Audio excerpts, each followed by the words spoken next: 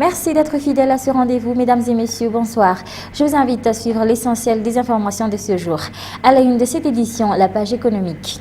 Près de 432 millions d'arrières de chèques carburant sont déclarés faux par le Trésor public à la suite d'une vérification contradictoire.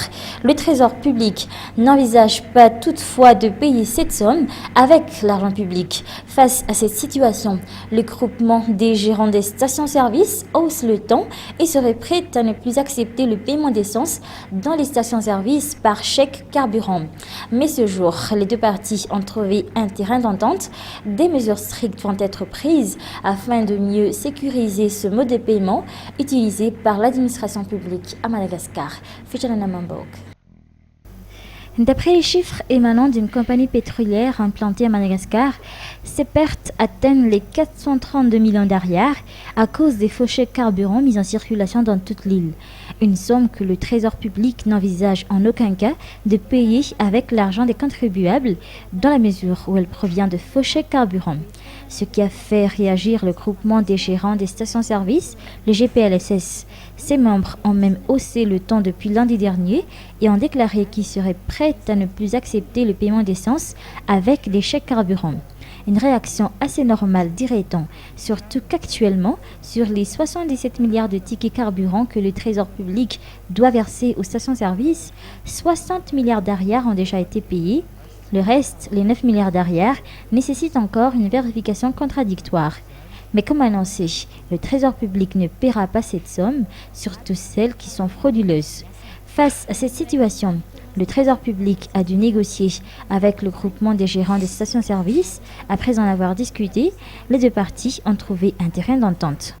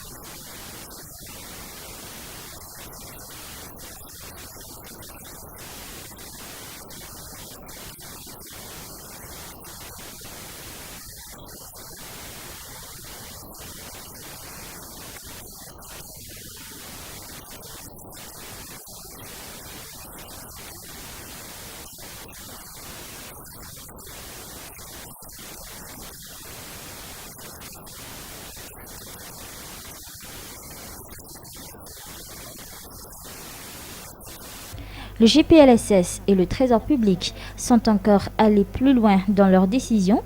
Les stations-service n'accepteront plus les tickets carburant qui ne comportent pas l'immatriculation du véhicule et le numéro de la carte d'identité nationale du conducteur. Ces tickets carburant ne pourront plus être échangés en espèces, puis des anciens numéros de tickets carburant ayant été mis en circulation durant les périodes où les fraudes massives ont été remarquées ne seront plus valables à partir du mois de décembre. Par ailleurs, le Trésor public procédera progressivement à l'utilisation des cartes de paiement électronique de carburant. Sachez que pas moins de 15 stations-service ont dû fermer leurs portes, d'après le président du GPLSS, suite au blocage des prix du carburant par l'État, en plus des pertes occasionnées par la mise en circulation des faux tickets carburant. Le syndicat des grands corps de l'État était également reçu par Omer Berizik ce matin à Mazorive dans le cadre des consultations. Ses membres revendiquent la mise en place d'un gouvernement de techniciens, mais pour le nouveau locataire de Mazorive, il s'agit d'appliquer à la lettre la feuille de route, comme il a d'ailleurs indiqué lors de sa prise de fonction mercredi dernier. Michel Rakoutsan. Le syndicat des hauts fonctionnaires de l'État a pu également s'entretenir avec le tout nouveau locataire de Mazoarive ce jour, un entretien qui a duré près d'un tour d'horloge. Les membres de ce syndicat ont souligné, une fois de plus, leur appui aux responsables proposés par les divers groupements politiques pour constituer un gouvernement de techniciens apte à prendre en main les affaires de l'État et faire fonctionner comme il se doit la machine administrative. De son côté, le Premier ministre Omer Belizik a rappelé, selon certaines rumeurs, que tout un chacun est contraint de respecter à la lettre les dispositions de la feuille de route, surtout en ce qui concerne la mise en place du gouvernement. La discussion était également axée sur le volet technique concernant la gestion de l'administration publique et de la gestion foncière. Et toujours dans le domaine de la politique, le président national du parti politique Monima a rencontré le Premier ministre Omer Berizik ce matin à Mazoarive. À l'issue de cette entrevue, Mounza Roundef a déclaré que les partis de l'opposition ainsi que les partis proches du pouvoir de transition doivent avoir le même quota dans la répartition des sièges au sein du prochain gouvernement d'union nationale. À part le Monima, l'UAMAD ainsi que l'Escopol furent également reçus par le nouveau locataire de Mazoarive, toujours dans le cadre des consultations qui ont débuté hier matin. Si comme prévu, le tout nouveau locataire de Mazoarive allait recevoir la mouvance Ravalmanan et celle de l'amiral, ainsi que le groupement politique UAMAD Monima, au final, il n'y avait eu que Mounza Roundef qui a répondu présent au rendez-vous de ce jour au palais d'État de Mazoarive. Sa rencontre avec Omer Berizik a duré 2 heures, durant lesquelles ils ont pu discuter amplement des dispositions principales de la feuille de route et de la mise en place du nouveau gouvernement. Francky Rangianzak ainsi qu'Armand Raswamy-Ramanan ont été reçus à part par le Premier ministre. Ces derniers ont souligné qu'ils représentent l'UAMAD. Et même s'ils s'étaient abstenus de tout commentaire, sûrement ils ont proposé des noms pour la formation du nouveau gouvernement. Selon certaines sources proches du Premier ministre, ces rencontres constituent encore des consultations préliminaires des groupements politiques signataires de la feuille de route. Toutefois, ces diverses consultations devront prendre fin d'ici 17 novembre prochain. C'est maintenant confirmé, la mouvance Ravalmanan se retire définitivement du processus de mise en œuvre de la feuille de route.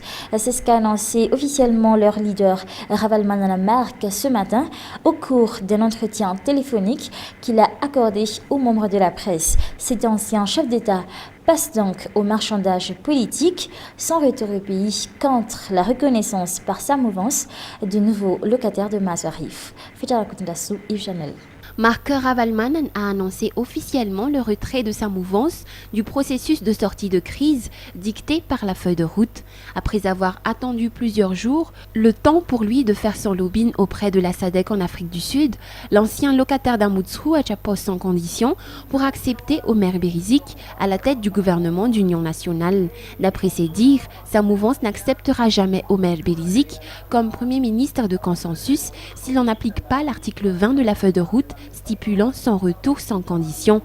Il a donné l'ordre à son équipe de quitter le processus, donc il n'y aurait pas de candidat pour la mouvance Ravalmanan au sein du gouvernement.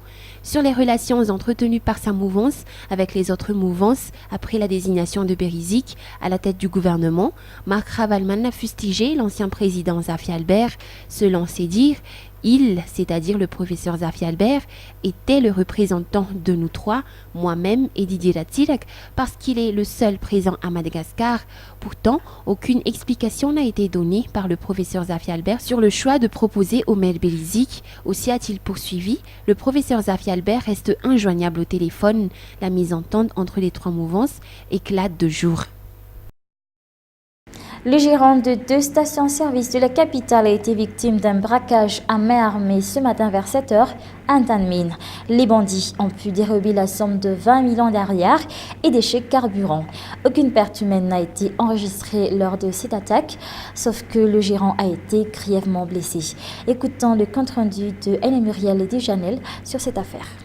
20 millions d'ariars se sont envolés lors d'un braquage qui a eu lieu à Ntanmin à ce jour, tôt dans la matinée. L'acte de banditisme a eu lieu vers 7h moins quart et a fait d'un gérant de 2 stations d'essence de la capitale sa victime. Ils étaient 5 à réaliser cette attaque. Le responsable allait rentrer chez lui, rapporter le recouvrement des recettes réalisées la veille. Il était véhiculé et l'acte a eu lieu au moment où il descendait de sa voiture pour rentrer chez lui. Il a de suite reçu le Big Boss en plein visage qu'il était facile pour les braqueurs de s'emparer de la sacoche remplie de billets à hauteur de 20 millions d'alliages, notant que des chèques de carburant d'une valeur de 3 400 000 alliages se trouvaient aussi dans la sacoche. Il a eu la présence d'esprit de reprendre le volant et de tenir tête aux bandits. Il a essayé de les poursuivre par sa voiture. Les bandits, qui étaient également véhiculés par une voiture de marque 306, ont pris la fuite et ont commencé à tirer dès qu'ils ont remarqué qu'ils étaient suivis. Aucune perte en vie humaine n'a été retenue. Cependant, le gérant de la station-service qui conduisait était blessé. Sa voiture était également touchée au niveau de son réservoir d'essence. De ce fait, il ne pouvait plus poursuivre les bandits.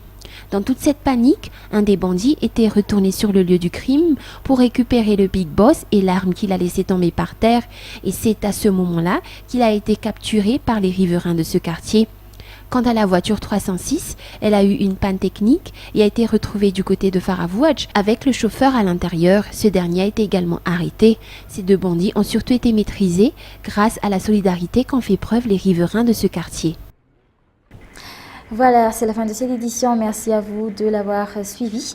Merci à toute l'équipe de la rédaction. Je vous donne rendez-vous demain soir à la même heure. Restez sur Viva.